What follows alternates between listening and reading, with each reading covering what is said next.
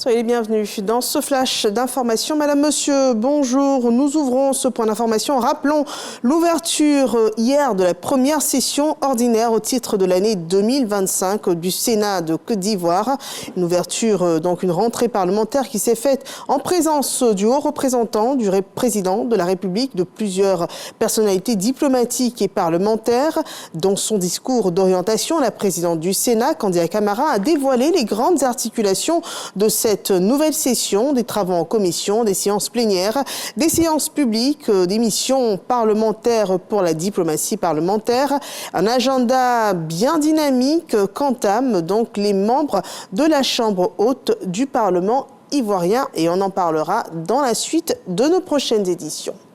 Au niveau des douanes de Côte d'Ivoire, l'objectif de recettes est fixé à 3 325 milliards de francs CFA, des recettes fiscales pour l'exercice 2025. Un objectif bien ambitieux et réalisable et cela se fera sur la base de stratégies qui sont en train d'être en ce moment définies. On en parle dans ce rapport de Lansine Bakayoko.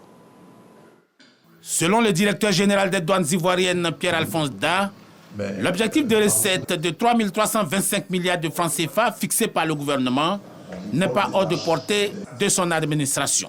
Néanmoins, il est impératif de régler quelques problèmes qui peuvent éroder la performance des douanes ivoiriennes. Parmi les problèmes majeurs identifiés figurent la taxation, la fraude aux frontières terrestres, la contrebande et surtout le faible suivi des exonérations. Il faut que nous, agents de douane, nous observions toutes les règles et toute la réglementation en la matière, de sorte à ce que l'effort que l'État fait en consentant des exonérations à des entreprises, eh bien que cet effort-là soit en retour, que l'État soit récompensé des efforts qu'il fait.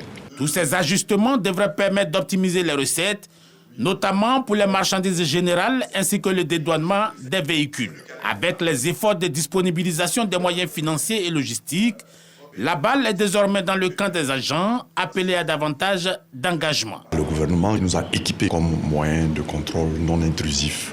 Tout ce qu'il y a comme moyen de surveillance des plans d'eau maritimes et lagunaires. Tout ce qu'il y a comme maillage, n'est-ce pas, du territoire économique ivoirien.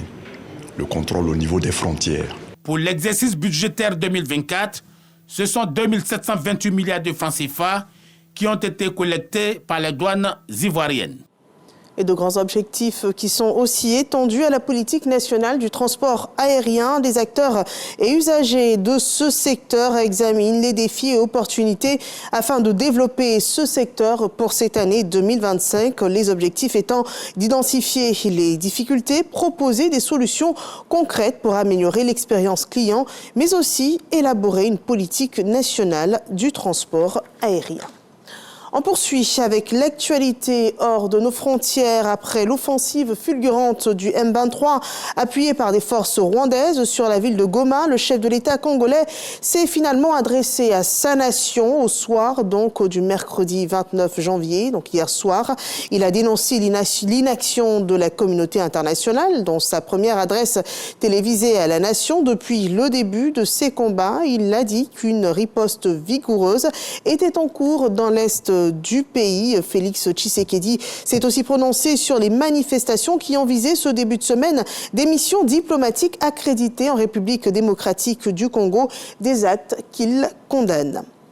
Aux États-Unis, un hélicoptère militaire et un avion de ligne transportant 60 personnes et 4 personnes de l'équipage sont entrés en collision. Dans l'hélicoptère militaire, il y avait 3 personnes. L'accident est survenu près de l'aéroport national Ronald Reagan hier soir et les 2 appareils ont fini leur chute dans le lac Potomac. Les 2 appareils donc sont dans ces eaux glaciales. Au moins 18 corps ont pu être repêchés jusqu'à 16 heures. Les recherches sont en cours pour retrouver des survivants. Et ce jeudi, c'est jour de remise d'otages entre Israël et le Hamas. Un nouvel échange a lieu donc cette journée. Il s'agit de 3 otages israéliens contre des prisonniers palestiniens. Une otage israélienne de 20 ans, la soldate Adam Berger. Elle a été libérée tout à l'heure après quasiment 16 mois de captivité à Gaza lors de ce troisième échange d'otages contre des prisonniers palestiniens prévu par l'accord de cessez-le-feu. Une autre femme aussi devrait la rejoindre, Alper Yehoud, une civile de 29 ans, avec elle également un germano-israélien de 80 ans, Gadi Moses. Avec eux aussi, 5 Thaïlandais détenus par le Hamas doivent être également remis en liberté dans la journée dans le cadre donc de cet accord de trêve. Voilà qui met un terme à ce flash d'information. Merci de nous avoir suivis. Je vous retrouve à 13h pour le développement de toute l'actualité de cette mi-journée.